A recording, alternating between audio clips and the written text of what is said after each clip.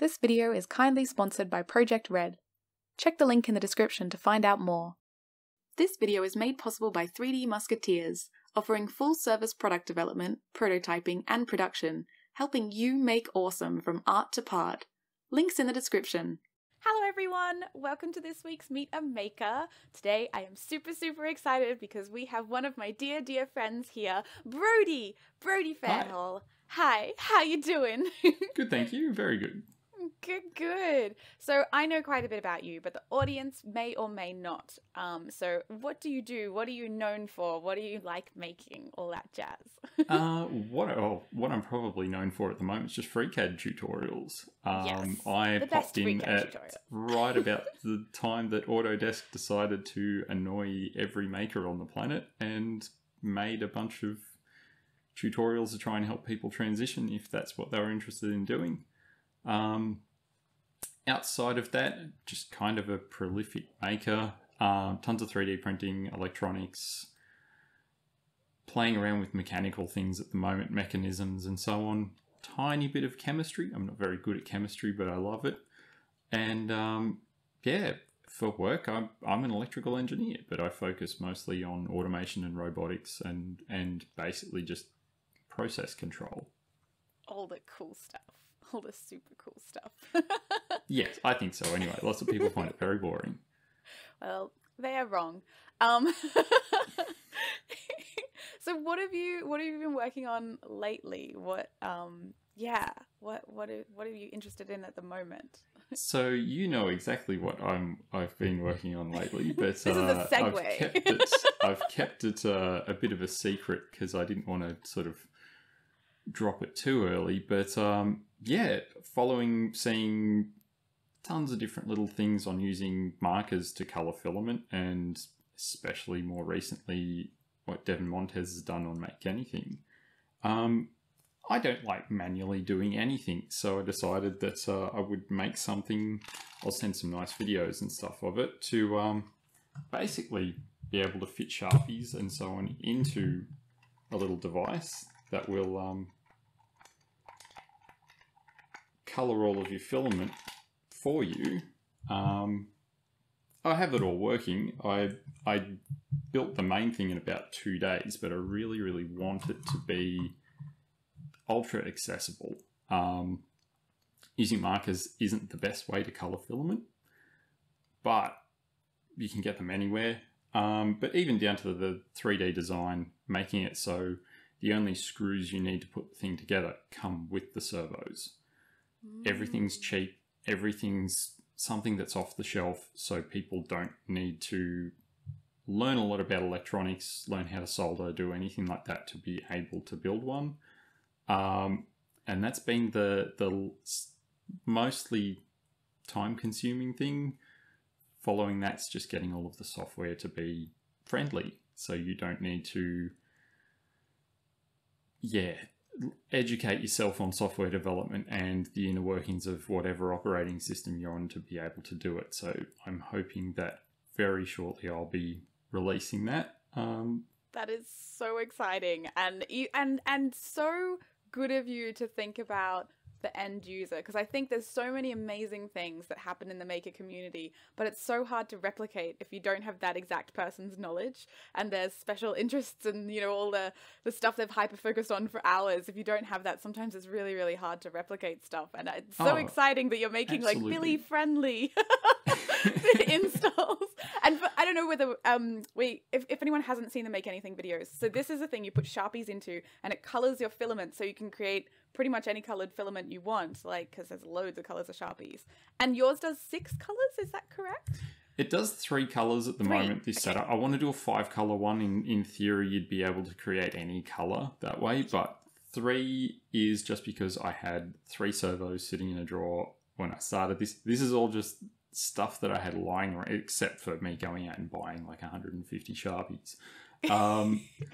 Yeah, so it was everything that I had at home, or because I started it like on Christmas Eve, so I couldn't go and buy anything, and I was too impatient to wait for things to ship. So so you and I have the opposite things. I have 100 Sharpies and not servos. Oh yeah, no, I have got boxes, crates, drawers, and everything full of stuff that I just have, and then things that I bought for projects that I am absolutely been never going to finish. Abandoned. Yes. Yes, We've all been there. This is familiar. Oh, I am so excited about this because yeah, I was scribbling on my filament way back in the day, but having something automatically do it for me and to be able to say, can you change at this height or whatever, that's just so exciting. So will it have that sort of stuff at different heights, or like how does it's it got a few different options, and I'm trying to make it so you can just use your slicer to do it. So you just tell your slicer you've got however many extruders you want, and you just slice it. And there's a little processor that looks at the G-code and just gets rid of a few things and implants a few things into it. And then you plug everything in and start printing. I want it to be so you don't have to use a particular slicer, you don't have to use a particular whatever. The only thing I don't know at the moment, I've only ever tested it on Marlin G-code, so I have no idea what will happen if something's dramatically different. But yeah, so like just simple things. That's just like a gradient print where I'm actually varying the amount that each mark is being engaged with the filament. Oh, that's and then incredible. I don't have a good one here, but I've got like early days in playing with actual just standard like multi-extruder prints. So the top's all messed up because I had some software problems, but it started fine. So in theory, it should be able to just be used in the same way that you would use an MMU or just a multi-extruder machine. That is so exciting. Oh my yeah. God. Yeah, like, oh, that is like holy grail exciting for me. Like being able to color specific parts of things, specific colors. Oh my God, dude. I mean, I've told you this before, but I'm still geeking out about it because it's so exciting. And I would definitely be building one of these. I'm going to do it. And yeah, that is, oh, so cool. Well, I'm hoping everyone else gets pretty excited about it. And it's funny because I had absolutely no interest in multicolored printing. I have an MMU for my Prusa to do multi-material. Wasn't at all interested in multicolor, but I watched Devin's videos and I kind of got hooked. So yeah.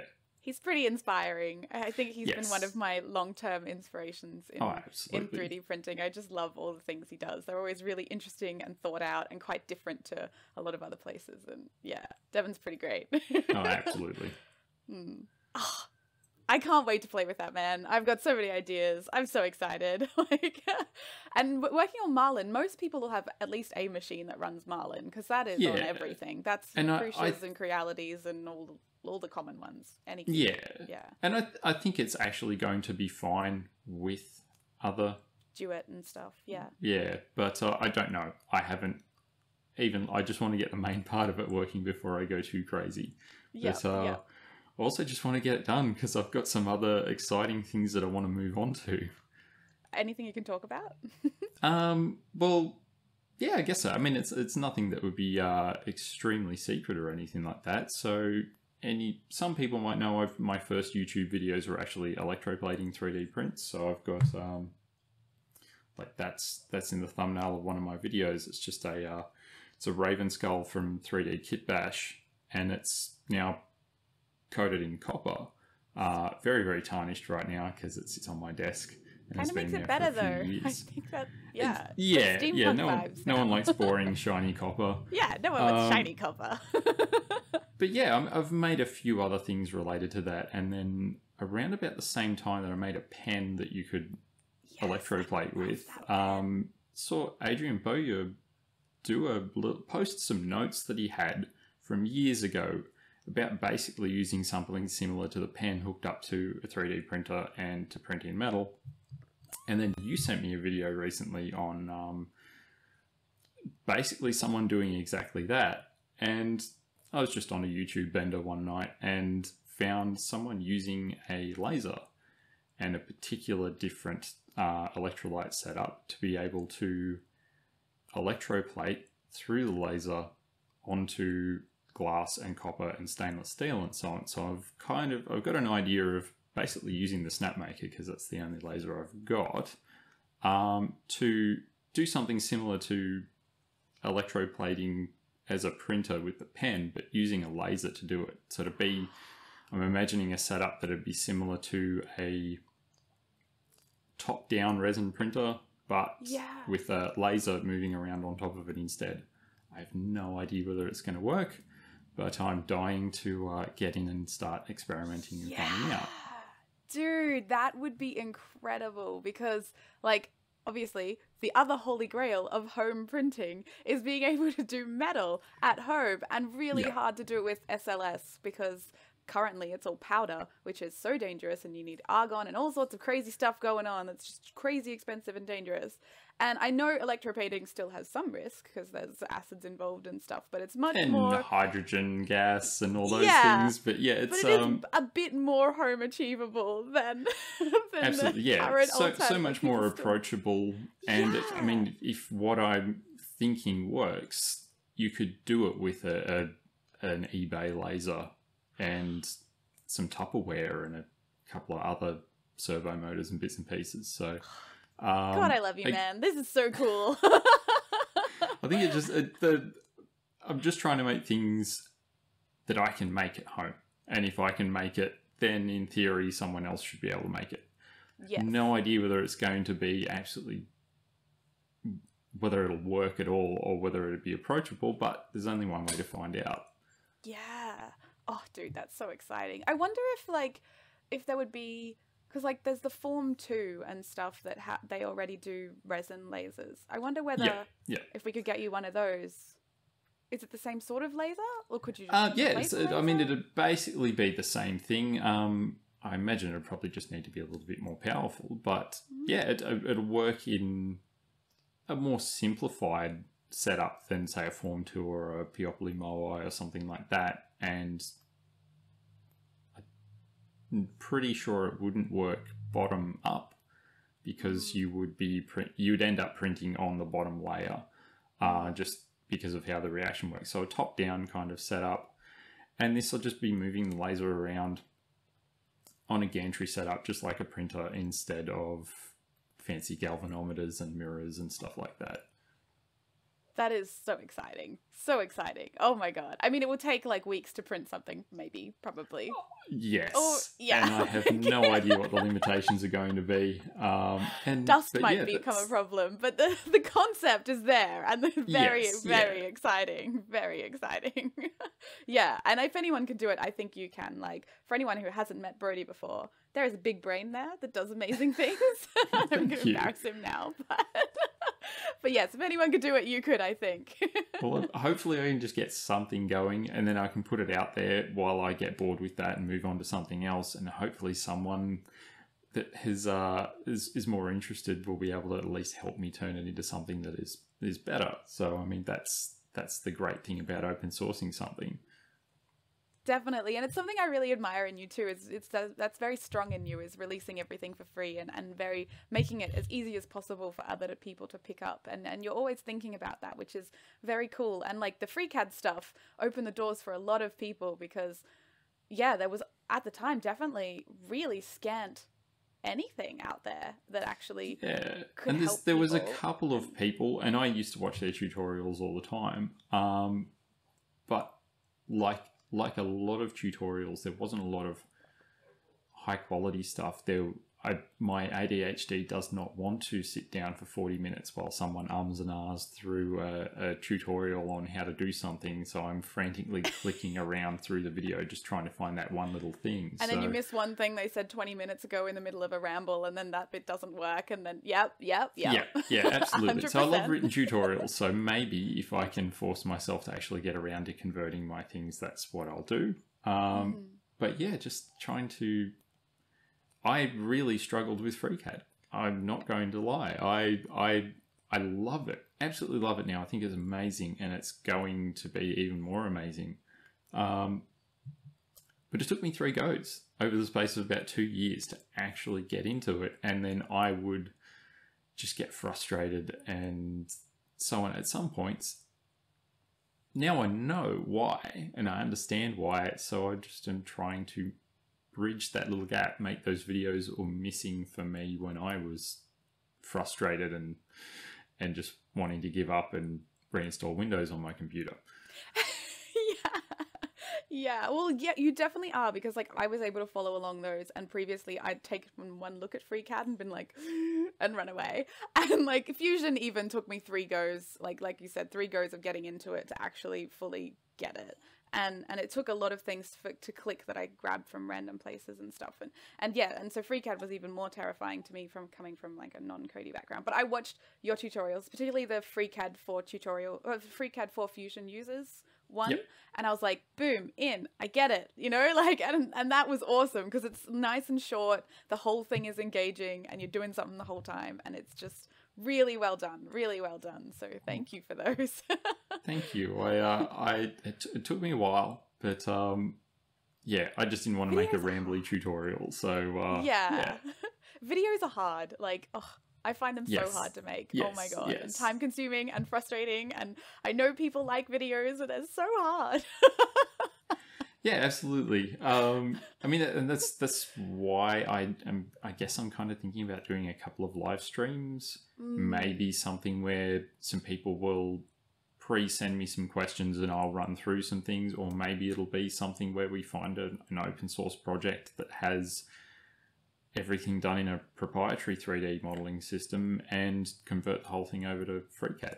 That's cool. Or at least start it. So I think even that just would like be Lego bricks and stuff, you know, like just like here's how you would approach something like that with patterns and breaking your workflows, that if you're coming from Fusion or Inventor or SolidWorks or whatever, it's different software. It works differently. If you try and use it the same way as whatever you're used to, it's not going to... It might work for some of it, but it's not going to get you where you need to go. So yeah, just showing my workflows, and they're not the only workflows, but just the ways that I end up creating and how I use that software to get where I want to go. Yeah, definitely. I think that would be really helpful. And I find the live streams much easier to do as well, like, because you can just sit down, crank them out, and there's people talking to you. So it's like, it's fun. I really enjoy them. I think I'm going to try and keep doing that as I've got, cause for anyone in the audience who hasn't seen all my social posts, I've got a job now and it's full time and it's for at least 8 weeks. And yeah, so I'm a little more restricted on time, but I'm going to keep trying to do this. And I think I'm going to keep trying to do a weekly live stream once I'm settled in, because you can sit down and get it done, and it's out there, and it's much easier from a content creation perspective. But also I think people really enjoy them. They like hanging out and having someone nearby that they're all, you know, working together on something, you know. I think it's good. Yeah, they get to participate. And I mean, there is that, oh, can you just go back and show me what that was again? Or why did you do that way? Like you get that interaction that you don't get in a one-way tutorial. And then I also don't have to worry about writing a script, hating what I did, going back and re-recording it, realizing that I said something in the script and did it the opposite way in the video, and then re-recording it again, and then like, oh, you have spending to a record week the whole thing because editing it's going to look different. And then I have like so many videos half done that are sitting at that stage where I'm like, I just have to go back and re-record everything, and you know, and like, so many, it's embarrassing. Oh yeah, so I feel your pain. Yeah, sometimes I wish I just didn't care whether my videos were terrible and I would just release them, but I can't do that. And I still hate I hate most of my videos for many different reasons, mostly just hearing my own voice, but it's, that's why I released the first video, because I knew that I just had to do something or I never would. Yeah. And I think it's a terrible video. It's a great video for anyone who hasn't seen it. Despite what Brody might think about his voice is quite lovely. You're listening to it now. And it is really functional. Like, it is definitely that bridge between Fusion 360 and... Oh, wait, your first video wasn't. Your first video was the... That was this one, so it's even worse. But even that was great. I love that one. My With the little most... cats. No, you are... just a perfectionist, and don't listen to him. They're great. Yeah, that's another problem. Yeah, being a perfectionist. Yeah. Oh, well, you're talking about so many amazing things, but have you always been have you got Are you cracking your wrists, or are you excited to Oh, say yeah, something? no, it's just no, Okay. that's just me I thought fidgeting. you were like holding something in, and I was like, let's hear that. But I was gonna say, have you always been a maker? Like, have you always made stuff? And what other things have you done in your life? And yeah, what's your journey been like in the So making? yeah, absolutely. Always been making things. Always have to be creating. That's my downtime. That's everything I do. I can't sit still and watch a movie without doing something at the same time. So yeah, I mean, my big kind of step was electronics. So that was something that I went to a little I guess seminar thing when I was about 10, and bought a little electronics kit and went through and made all of, and that it just went from there. And then my grandfather taught me how to solder. So yeah, I just ran with it. And next thing, I guess, was software. So I learnt to program a little bit in high school and became obsessed. And then I had learnt later on in college that I could use programming and electronics at the same time. And 3D printing just that's became an interesting. extension of that, because I could custom make enclosures and bits and pieces, because that was always the thing I dreaded, was manually cutting holes for buttons and things like that for electronics. And then I became obsessed with that as well. Series of obsessions. I love it. It's interesting Yes. that it took you going to uni to realize that you could make that connection. Though I suppose maybe it was a little while ago now. But yeah, because I always think like I need to know coding to do electronics. That's where my head's at. But yeah, maybe it was a bit different a few years ago. I think so, but I just think the information wasn't as freely available. It's just one of those things. I mean, I had to be taught how to do it. Learning how to do it on the internet would have been going through a myriad of forum posts and possibly even ADHD GeoCities friendly. websites and stuff like that to find things. So it was a while ago now, but yeah, no, it's something of, I mean, Arduino and now things like what the Raspberry Pi Foundation is doing and Adafruit and so on have made it so much more approachable. Looking at how I used to have to do things and understanding why people would just either not get it or just look at it and go, that's too much effort, I'm not going to bother. Again, that open source sort of sharing that is created, that's made it available for so many people. I mean, I think without Arduino, 3D printing would not be what it is today either, because most firmware for 3D printers is all Arduino based. Yeah. It'd be wild to try and like. There's got to be a documentary, or there should be, of like all the things like Arduino and Raspberry Pi have spawned, and like just like you could do series after series of that, of just the amazing absolutely. things that have happened because of this one product and this one community and all that stuff. It would be wild to try and track. yeah. It's it'd be a very, very long series of rabbit holes, I think. It would. It would be entertaining, though, I think. I think it would be cool. I don't know. Maybe it's niche cool. I'm learning, like, the things I think are cool and not necessarily the things the world thinks are cool. But that's okay, Oh, yeah. because I found my I've made a niche. career out of that exact thing. So, yeah. Yeah. Oh, do you have any, like, favorite skills or techniques or anything to do with 3D printing or electronics or anything? Like, do you have any particular things that you were just like, oh, I love doing this, or this helped me so much on my journey knowing this thing? Or is there anything like that, like gems of wisdom that you might want to pass on? It's kind of a broad one. Yeah. I guess with 3D printing, the main thing for me was just look things up. My first 3D printer was, I got a MakerBot Replicator 2. Wow. It worked for about 3 months. Didn't have any problems with it at all. It was just fine. Everything was amazing. And I learnt pretty quickly what can be printed and what can't. And then things started going wrong, and I would talk to MakerBot about it, and initially, I was pretty sure that they didn't actually know what was going on either. Now I know exactly what's wrong with the machine, and I can fix it in 5 minutes.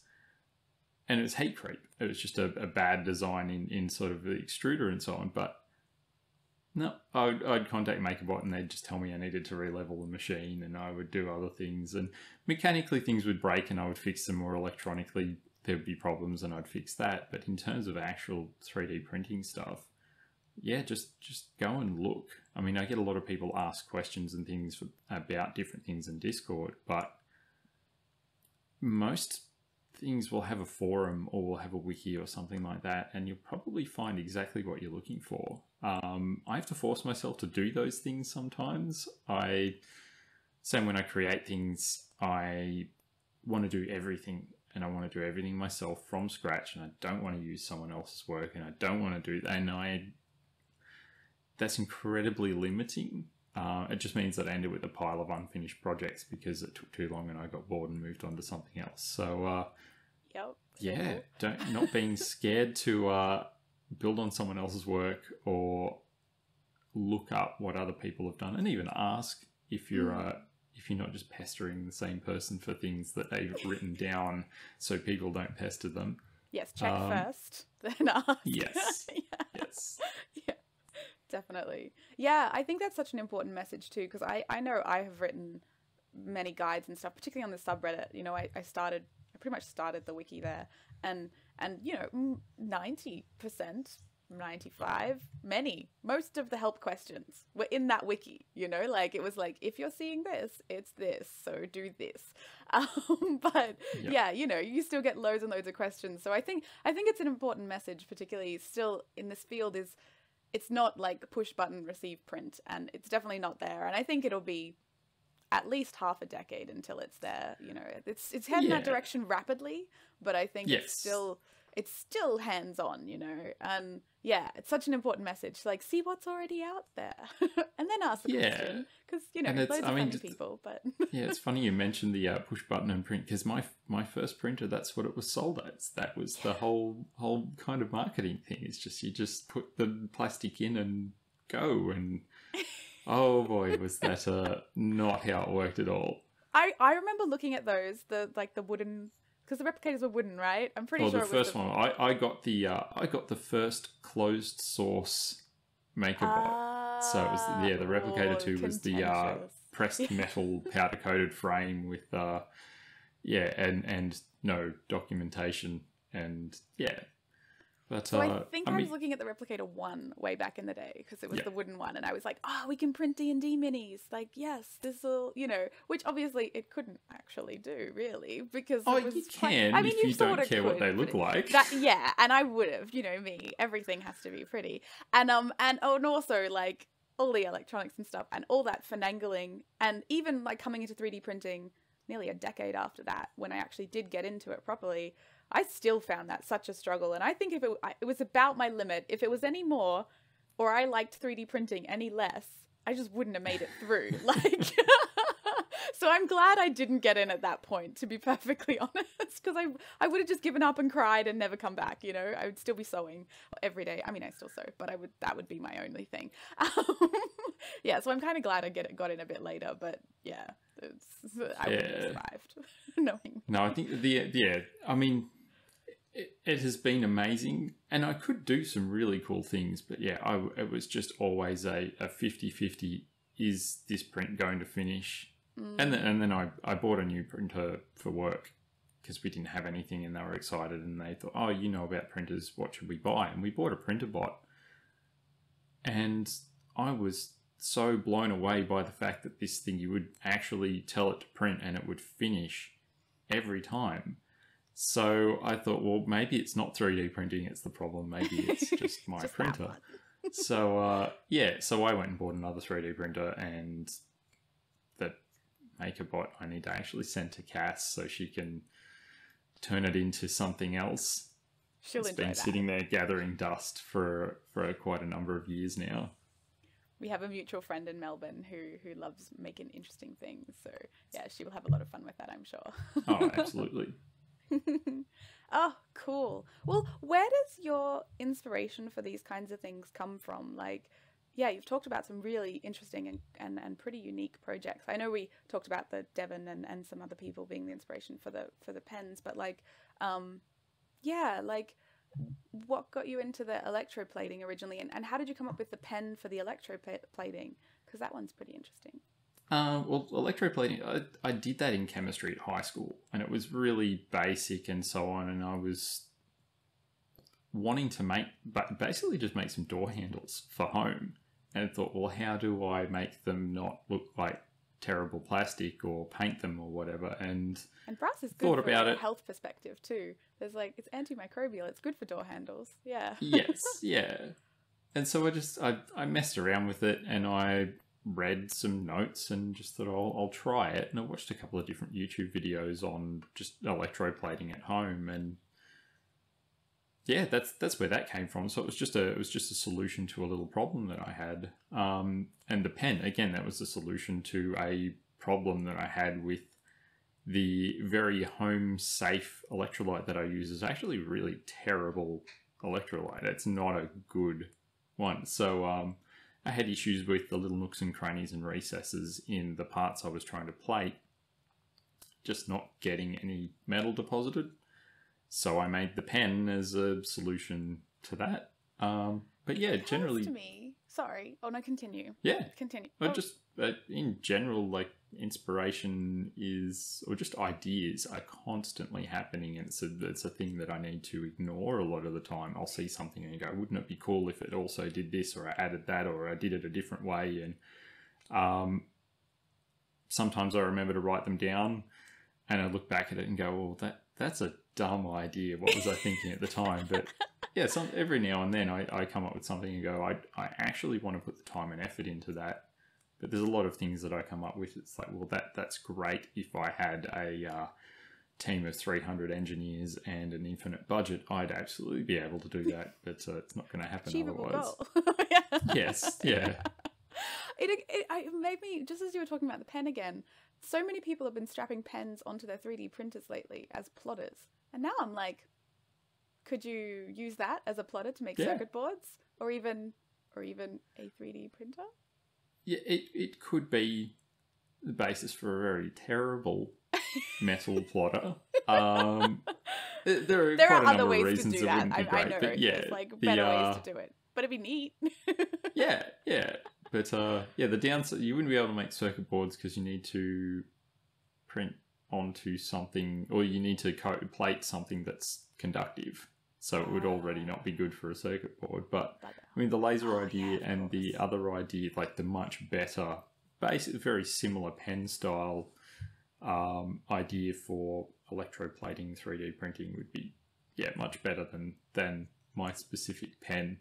But I just did it for my thing, and I thought, well, hang on a minute, someone else might find it interesting, so I just threw it in the video and put it on my mini factory. If anyone wants to, actually, Hackaday shared it as well. That was my introduction to that, where all of a sudden my YouTube stats were going up, and I couldn't work out why. And then I found out, there was a Hackaday article. Yeah, they don't tell you beforehand. It just happens. Then people are like, oh, you're on Hackaday. I'm like, oh, wow, thanks. Yeah, so that's happened to me twice now, where I'm like, oh, hang on a minute. Oh, I'll go and check Hackaday. Yeah, that's awesome, what happened. I got another article, which it's still really cool. It's amazing. It's always interesting looking at the comments in those. But the comments are always interesting. I had my keycaps on there. The really, they are silly keycaps, the embroidered ones. Like, it is silly. It's a silly idea. And yes, it's not very functional. But the hate they got. Absolutely. You could never use these girls in doing stuff with their sewing and our keyboards and don't know anything about stuff. I'm like, I am perfectly aware that they will not wear well. I am perfectly aware of that situation. That is not really the point here, but thanks for your opinion, I guess. Yeah. Yeah. I'm sure a lot of them, those opinions are purely based on gender and not much else. I think, it's just like some people don't like different stuff. There's a lot of gatekeepy stuff too, I think, in some of our fields in general. It's just like, gotta do it the right way, aka my way. Otherwise, it's not valid. Yes, absolutely. But still, Hackaday is generally really cool. Like, there are really nice comments. And it's always like a big ego boost. I always, it's the nicest feeling. I definitely put that on my resume recently. I was like, Hackaday. Yes. I might do that. Yeah, no, do it. You should. Oh, this is so much fun. What is your workflow like? Like, once you have an idea, how do you decide that you are definitely going to pursue that idea? And what does it look like as you continue through the journey to a final thing? So initially, the workflow is mostly me stopping myself from just doing it, because this is good. I need this. that's the reason why this thing has taken so long to happen. It's because I have a box full of just crap that I tried, and if I had planned it and actually followed through, I would have finished it much, much earlier, and I wouldn't have just done all the exciting bits and left all the boring bits to the end. So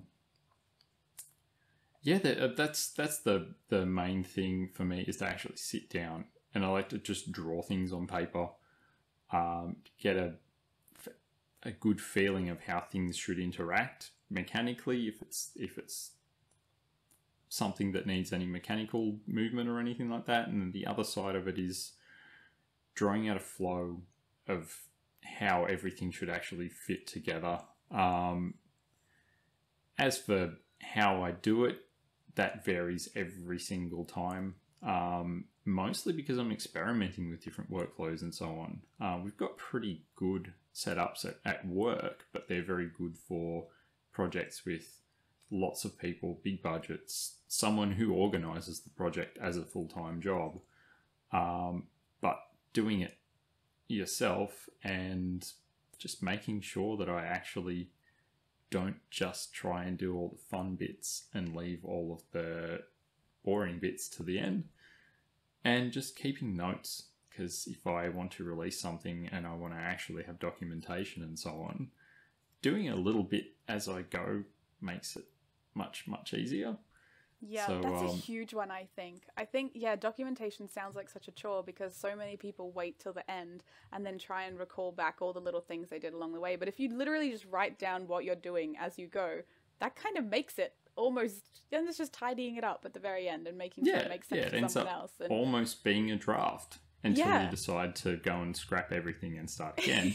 But it helps me to be able to reflect back on what I did do, especially when it's a really complex project. To like have that, I used these settings and did this thing. That's really helpful to me when I'm a bit further down the line generally. So yeah, document as you go is a big one, I think.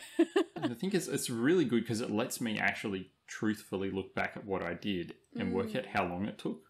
I am the worst person on the planet for saying, oh yeah, I can do that. It'll only take me 2 weeks to do this. And then realizing that I only really have like an hour left every evening to work on something, and I'm probably exhausted by that time. And then I was over ambitious in this regard, and all of those other little bits and pieces where it's like, well, I look back at it and go, well, that actually took 300 hours to do from start to finish. Not the weekend that I thought it was going to take. So, but yeah, at the same time, I have to do things quickly because I have a span that I can survive a project of about 2 weeks. And if it's larger than that, I need to break it into smaller chunks that can be tied off and finished up. Otherwise, yeah, 2 weeks later, I'm already working on something else, and I'll come back to that first one, and yeah, it goes and lives in a storage tub on a shelf somewhere until I cannibalize it for parts for something else. Yep. So that feels very familiar. I'm sure most people watching this will probably have similar stories. But I think that's a really, like, yeah, learning how much time stuff actually takes is, like, yeah, that self-awareness is hard to grasp if you're not physically writing it down. And like, way early on into me seeing a psychologist, I think one of the first tasks he gave me was, like, writing down what I'm doing and what I'm feeling and all that sort of stuff. And, like, it blew my mind, the things I discovered just from writing it down and reflecting upon it later, because my recollection of what happened is totally different to what actually happened. Yes, And it's yeah. surprising, really surprising. Oh yeah, I have terrible self-awareness, and I'm just bad at introspection in general. So anything like that is an incredible tool. Sometimes it's a little bit much to look back at it and go, "Oh, really? I haven't been being very honest with myself all these years." But it's But it's you can only move forwards, right? And it's better to know That's than right. not, and it only makes you better with the knowledge. Like it can be a bit like, dang, look at who I was, but also like that was where I was, and that's okay because I'm here now and I'm continuing to, yeah. But I get it. There's emotions. Yes, yeah, yeah. It's an ongoing thing. I mean, it's something that I have struggled with in my employment over the years. Going, yeah, I can do that, and it'll take this long. And then the next thing you know, I'm working weekends on it, so I'm not embarrassed by the fact that it took me twice as long to do it than I thought it did would. that yesterday. Yep. So my general rule at work is whatever time I think it's going to take, multiply that by 3. Yeah. And then break it down and have a good look at it and work out whether that's even going to be close. So, Yeah. And if you deliver earlier, then everyone's happy. Yep. I'm very much the same. Very much the same. And especially at workplaces too, like there's always stuff that comes up and, like this is suddenly urgent or, oh, can you come into this 3-hour meeting that you didn't know about this morning? And yes, sure. But now that's not happening. Yeah. And all that sort of stuff that, yeah. Well, the last 12 months has been a wonderful kind of exploratory period for me. I mean, the pandemic's terrible, but in the same time, I've been able to work from home the majority of it, which I've been very lucky to be able to do. And initially I thought, I'm just going to be distracted all the time and I'm not going to get anything done. Well, that has been the total opposite. And it worked out that at work, everyone's poking their head into my door and asking me whether I can just check something, or I can fix something, or I can come to a meeting that I'm supposed to just consult on and then leave the meeting with 10 things that I have to do. So, being able to learn that and then take that into work and then now just go, no, Mondays and Tuesdays, you can't, unless the plant has exploded and you absolutely need my help, my door's shut, my phone's off, I'll check my emails first thing in the morning and I work. Mm-hmm. And the results have allowed me to get away with doing that. Otherwise, I mean, if I just went and told my boss that that's what I was going to do, he would have laughed at me and told me I was an idiot. But yeah, no, being able to show that works has been really, really good for me. It's been and awesome I don't feel as opportunity in stressed that regard. Yeah, sorry, no, yeah. Yeah. Oh, yeah, but all of that. There are silver linings for sure, and I definitely think that's one of them is being given the opportunity to try these things and it be okay to try them because I've similarly struggled with being the fixer in my workplace and every 5 minutes, and it's terrible if you have ADHD as well and you're the fixer. Like in some ways that's maybe why you're the fixer, because you can put random things together in ways that other people can't, and that's how you get so many solutions to problems. But in other ways, really, really hard to get the big projects that are definitely still also your projects done, because there's all these little ones that just keep popping up, and yes, I can solve that problem for you, and that one, and that one, and that one, and then oh yes, I continue to make no work whatsoever on the big project. Yeah. And I think sometimes I am sitting at my desk looking at something that I'm not particularly interested in doing, but I have to do, and I'm dying for an opportunity for someone to come and ask me to come and do something else. So that's why having that door closed for me isn't just other people coming and distracting me, it's also stopping me from having that temptation of just going and fixing someone else's problems, and then I get that wonderful little dopamine hit and feel really good about myself. And then remember the crushing weight of responsibility. Yes. That still has not moved at all. Yeah, no, definitely. I think I feel very similar in that regard, at least. Oh gosh, we've talked a little bit about struggles. I was going to ask about what struggles you have, but we kind of talked about a few. Are there any others that you might mention? I mean, I guess, I've always had a thing where I will say yes to everything, and then I will struggle to get things done in the time period that, I mean, and just discovering, yes, I actually have ADHD, and recently I've found it. Yeah, I have mild ASD as well. So that's something that it's not a problem, but now that I know and I can read about it and so on, I'm like, that makes sense. How do people manage this? Okay, this is why I hate going to the work Christmas party, and this is why I work so good at home, and just little things like that. But knowing about it's been incredible, and ADHD as well. Like, that has been something that's been adjusting how I work and experimenting and so on, and finding it's like, I know that I can't make that go away, but I can work with it. And I mean, that's probably also responsible for my broad spectrum of interests and why I'm such a generalist rather than specializing in any particular field. Definitely. Yeah. Yeah, there's something to be said for, like, I know there's lots of people I talk to all the time, really, who's like, I think I have ADHD, but I've never been to talk to someone.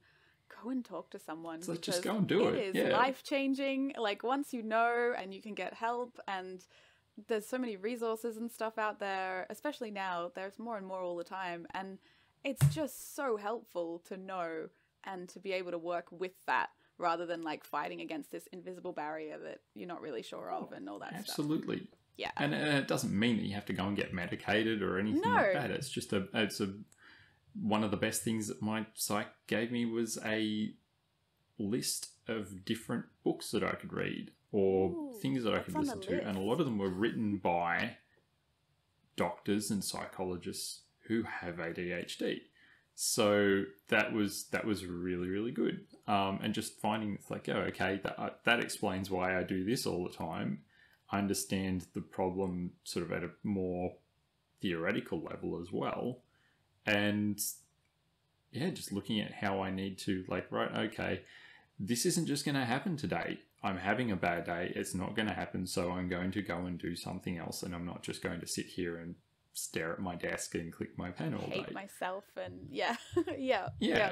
So acknowledging that and just learning about it and how to fix it and how to move on and so on has been really, really good. Definitely. Do you have any specific books that you really enjoyed or really got a lot out of that you can I mention? will have to go and get that. That's cool. Yeah, get the books out or get the we'll list. Put a link in the list or send something. them to A you. link in the description. Yes, link in the list. List in the description. Yes, something like that. That would be awesome. Yeah, because I could do with a couple of books, I think. Yeah, I mean, I do also struggle to sit down and read books, so that happened. One recently was really cool. It was like organization strategies for people with ADHD, and it is like problem solution, and you can just flick through it for the problem that you're looking for, and then it's like, are you having trouble with the garbage piling up? You know, it's like, here is the solution you could try. I'm like, this is so ADHD friendly. Yes, yeah, it's actually written by someone who has it, definitely for people who have it. The wife of a man and their son also had it, so it was actually like an external person writing it, but she just did it so well. Like, she was like on the ball. This is how it would, and it was spot on. I was like, perfect. Yeah, really well done. Yeah. No, I think I'll have a look at that one too. Yeah, I'll put that one in the description too, and I'll flick you a link. Yeah. Gosh. Sorry, no, what were you gonna say? No, I was just going to say that I imagine that it's probably an extremely common thing in our community. I mean, I find at work as an engineer, I'm very sure that a lot of the people that I work with have ASD.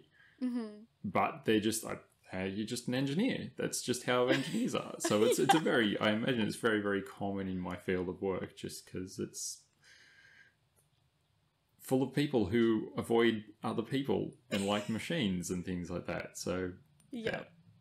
Yeah, definitely. And I think, in the Maker community, definitely there is a huge overlap there. Huge. Like, you only have to be on Maker Twitter and hang out there for 5 minutes to see that. Yes. It'd be interesting. There's probably research studies to be done about what gravitates us towards these sorts of fields. Like, making obviously so diverse, but like there's probably deeper learning to be had there if someone was going to research it. I'm sure there's a few people probably doing PhDs on something very similar to that. Yeah, you'd want to hope so. If not, opportunity right there. Yeah. If anyone's looking for a thesis idea, yeah. Have there been any projects that you've done over the years that like didn't really take off, but were things you really, really enjoyed doing and you thought were really cool? And just, I don't know, I just like to give people an opportunity to give things a second go, you know? Because sometimes the internet misses really cool things first time around, and second time they're like, dang.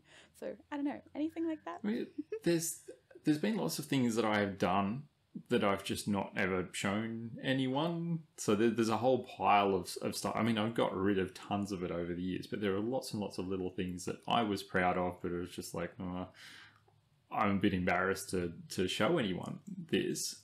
But at work, it was kind of that's a really, really common thing that kind of happens. I will get someone come in and say, "Oh, we need this. Can you make it for us?" And then you do it, and they never use it, and then you're just like, "Oh, that's that was 2 weeks of my life that you just wasted. Thank you." But yeah, a lot of the things that I have done at work, I am extremely proud of. I mean, I tend not to. I always try and do something and take pride in what it is that I actually do, and try and do it as well as I can. You've got to be someone that I really don't like at work for me to not put that much effort in. But yeah, no, there's lots of things that I do have that I haven't finished. That I know that I would be really excited to actually finish and yeah, go to that kind of next release it and see whether anyone actually thinks that it's cool. Yeah. Oh god, what are some of them? I mean, I've got boxes of things here. First ones that pop into your head. I'm not fussed. I mean, the main one that I want to finish is I've got a 1992 model Toshiba 286 laptop that I had given to me and spent ages trying to work out what I want to do with it. And there's 5 different projects I want to do with it, so I've got to pick the right one. But yeah, that's the exciting for me, just for me kind of project that I'll absolutely make at least a blog post or a video about or something like that. But it's something that would be very exciting for me to actually have. And I can't imagine I'll actually ever use the thing, but I'll have it, and that'll be exciting for me. Yeah, that'd be awesome. I really love the form factor of a lot of the older laptops. I remember we had this ancient black and white Mac, Apple. What did they call it? Mac in the day? I can't remember. But black and white one, rainbow logo and everything. And yeah, it was just so cute. Like, it was like all chunky and just the cutest thing. I'm like, man, I wish I still had that. I'd build a cyber deck or something. Like, that would be really fun. Yeah, and that's, I mean, I would love to show up to a meeting at work with this old thing and put it out on the table. And the good thing about it is there's so much room in it, so I could fill it with batteries or other things, or I could put a micro ITX gaming rig inside of the thing. There's so many different things that I could do with it, and that's the RGB light up everything, and just like it looks all plain, and then you light it up, and it's like like rainbow or something. Yeah. That would be fun. Unicorn vomit everywhere. Yeah, I guess the myriad of different options that I have is the crippling thing for it at the moment, because I can't decide. That's hard. Sometimes when you're in that position though, like when you can't decide, because all the options look really good, it actually doesn't matter which one you pick. You may as well just put them in a hat and pick one, because they're obviously so. If there was a distinct one, you would have gone with that one. Like if there was an obvious yes, you'd go with that one. So you may as well just pick one and do it, because it'll be awesome. And no matter which one I do, I'll probably be happy with it, and I'll also be disappointed and wish that I did one of the other options. Yeah. And I maybe know we that, just need to buy you some more of the laptops. Maybe that's the solution. Absolutely. Yes. Yeah. And then I can spend a year pulling apart laptops and then leaving them in a tub and never touching them again. No, that won't happen. That's I'm struggling to think of some of the other projects that I have like half done, or things that I've made and just have not been super well received. That's okay. We can if you think of any in the next 5 minutes, we'll jump back to the question. Yeah. What's next for you? Like, what's upcoming in your world? What are you working on? I guess the pen stuff is pretty high on your list, but Yeah. So seeing if I can do that, but that kind of takes a second place to trying to get this filament recycling or making filament from recycled plastics thing we haven't done even spoken about that with yet. Cass. So that's something. At the moment, I've got some half-built machinery. I've been getting some help from some of the machinists at work and so on who know what they're doing and can tell me why. No, don't do that because it's a silly idea, and here's exactly what you should do instead. So that's been, because I'm not a mechanical person, I'm picking all of those things up. I can control a machine like that easily. That's my job. That's been my sort of core reason that I'm employed for a long time. But yeah, making a plasma cutter so I can cut shredder blades out so I can shred plastic. And then, making a machine to cut compression screws and so on to extrude with. And I could buy a compression screw, but I can also experiment with different types of them. And then if I want another one, I can just make another one. It's not a building those. The tools have multiple uses as well outside of just making, like the CNC plasma cutters. Definitely not going to be a one-use sort of tool. But yeah, that's the big thing at the moment, is getting those prototypes out so I can start finding out all of the things that I don't know. And yeah, I've been doing tons and tons of research, but until you actually try and put that into practice, I guess the term I would use is, I know enough to be dangerous. I know enough to have enough information to do something, but I don't know enough of the nuances and detail to guarantee that it's actually going to work properly. So yeah, it's an awesome getting those machines done and then experimenting and then going, right, that's it. This is what we're doing. Let's go and find a nice big space to put all this stuff and get as much recycled plastic as we can, and let's go and try and make some filament.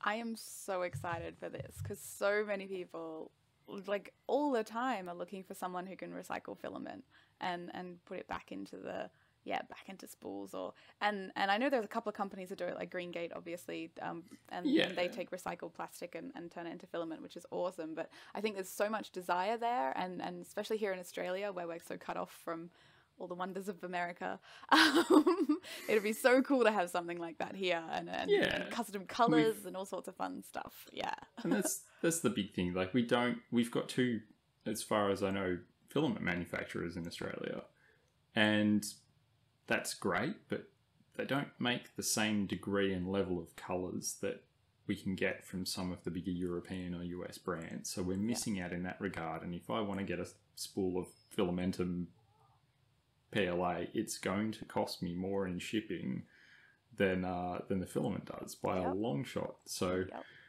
we'd be aiming to do more interesting filament types, experiment with things, and just try and fill those voids that the other two Australian manufacturers don't do, and try and do our best to make something interesting so people don't have to spend over $100 importing a spool of filament. I am so excited for this. So excited. And like also, I don't know, even like PLA would be relatively easy to make here because you can make it from sugar, and that's one of our big industries. At least here in Queensland. I mean, the northern Queensland's just as far as I'm concerned, it's just sugarcane. There's pretty much. Yeah. Sugarcane, pineapples, and mangoes. That's it. That's all we got. But and snakes. But, and snakes. Something that did you see my snake? Be interested in experimenting with later on would be like algae as well, because that's something that you can grow in you don't need huge fields and so on. You can grow it in an electrically lit environment in a shipping container somewhere, and you're essentially taking carbon dioxide out of the atmosphere and turning it into green goop, and you can turn that green goop into plastic. But again, that's one of those that's about as much as I know about the process. So yeah, there's going to be a lot of research time to be able to actually say, yes, I can grow spirulina and I can make plastic out of it. And yeah, again, one of those ideas that's flying around in my head that maybe I'll get the time to play with later on. That I reckon that, like, have you looked at grants and stuff and like universities and things? Because I reckon there'd be, okay, good, that's on your radar. Good. I mean, I assume it would be, but like, because there's got to be interest in this sort of stuff from a financial and governmenty kind of level. Yeah. And someone's even pointed out a certain billionaire's trying to throw down some money on a carbon capture project, and that could be an excuse to just do it anyway. But yeah, we'll see. Again, it's the time thing. I wish I didn't have to sleep, and then I would have more time in my day. But I wish you didn't have to sleep too. yeah, it's a waste of 5 hours of my day. 5 hours, oh dear. No. Maybe a little more sleep for you, Brody. Yeah. But that is a really exciting project. I am really, really keen to, if there's anything I can do to help, let me know, because I'm very, very excited about, all of your projects. I'll be picking your brains for sure, you know that. Yeah, so. I mean, what can I do really, but whatever. If there is anything, I'm happy to. Yeah. Oh, super cool. I've started asking this question when I remember to ask it. What kind of communities do you hang out in? Are there any that you would recommend, or little gems that you really love that you'd like to point people at that are very helpful and cool or nice? Mean, the ones that I'm most involved in are your little Australian maker server on Discord. I think spend a lot of time in the more than me. Yeah, much more than me. But yeah, I spend a fair bit of time basically in just like 2 channels in the 3D printing Discord. Lots of time on the FreeCAD forum, which if anyone is looking at FreeCAD, that is a phenomenal place to actually go and look for problems. You'll get more out of that than going into random Discords and asking people questions. But yeah, that's mostly it. So a couple of Discord things. I'm not overly super involved in a lot of those things, and that's mostly because I don't dedicate enough time to that. So that's one of those things that I want to, absolutely, but I'm constantly kind of pushing those things that are incredibly important, but I don't view them as important for my own sake, and just keep pushing them. Like it goes in the same category of like sleep. Like I like doing it, but there's so many other things that I could be doing when I'm not doing it. So yeah, but I mean, you know, the 3D printing Discord's really great. Actually, Zach's Void Star Labs Discord fun. Is really, really good. So I mostly just kind of lurk in that and the Cyberdeck Discords and so on. So I don't often say too much, but so I'm around. But there's the Elmer Discord as well. I don't know how I ended up in that. It's basically like a CAD and simulation system Discord for hundreds and hundreds of different types of software, and kind of just ended up in that, and I just answer FreeCAD questions a lot of the time in there. So I mean, it's good, but I can't even remember how I ended up there. Well, it's nice. Yeah, I think one thing I notice when you do use social media is you're always helping people. Like that seems to be what you do most of. Or I mean, when I'm not ranting, yes. Yeah, well, sometimes a little rant, but always a good rant, like a valid rant. But yeah, like you do spend a lot of time helping people, which I really admire and think is very cool. You're a cool person, Brody. Very cool. Thank you. I'm not gonna just pretend that it's not an excuse for me not to be doing what I'm trying to do at the time. But yeah, I absolutely do. Helping people makes me feel good. So that's basically it. Whether it's selfish or not, I hope some other people get something out of it. I have this hypothesis that there's not much that we do that's actually selfless. Like, even when we're doing selfless things, it's kind of for selfish reasons, like, at the end of the day. But it's still good to do. Yeah. Yeah. That's it. Yeah. So, as long as I'm not stepping on people to get what I want, I don't see it being a massive problem. Definitely. Oh, is is there anything else you want to chat about here today? Don't know. I've just been having a fun ride. Me too. I've been enjoying it too. I just thought I'd ask the question in case there was some burning desire you had. But you know, if not, we're good. No, no. Just but yeah, if anyone's got any ideas on fun things they'd like to see me do on a FreeCAD live stream, things that I should build, show people, anything like that, open source projects that could use a bit of FreeCAD love, so you don't have to go out and buy a very expensive CAD package to do anything with it. That would be that'd be really helpful. Hit Brodie up. Put them in the comments. And where else can people find you? What other socials are you on? I think on Twitter I'm just at Brodie Fairhall, and the 3D printing Discord. I don't tend to hang out too many other places. Oh, I guess my YouTube would be... Yes. Yeah. So that is one of the things you should definitely subscribe to. Yeah. Basically just YouTube/Brodie Fairhall, and there's not much on there right now, but it's coming. It's quality over quantity on that one, definitely. The stuff that's there is really good, really, really good. Just very well laid out and explained, and you know, concise, but with enough information to make it make sense. And yeah, your content is very well structured. It's really good. You're speaking very highly of me. Thank you. It's my honest opinion.